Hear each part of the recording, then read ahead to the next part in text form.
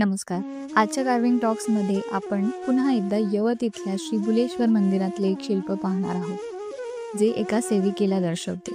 हे शिल्प या मंदिराच्या सभागृहात असलेल्या एका द्वार शाखेचा भाग आहे. सेविकेने उजव्या हातात पारंपरिक हातपंखा धरलेला आहे. ती संपूर्ण शरीराचं वजन डाव्या पायावर टाकून उभी आहे. उजवा पाय गुडघ्यातून वाकलेला असून जमिनीवर हलकासा टेकलेला दिसतो. ही मुद्रा नृत्याच्या त्रिभंग मुद्रेला मिळती जुळती आहे, जिथे शरीराच्या 3 भागात मान, कंबर आणि गुडघे वाकलेले असतात.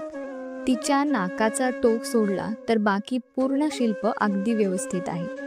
दार शाखेत हे थोड्या आतल्या बाजूस कोरलेले असल्याने ते परकीय आक्रमणापासून वाचलेलं आहे आणि पहिल्या दृष्टीत कदाचित तुम्हाला समजणारही नाही की इथे काही कोरलेलं आहे. तर जेव्हा पण तुम्ही बुलेश्वर मंदिरात जाल, या शिल्पाला नक्कीच शोधा.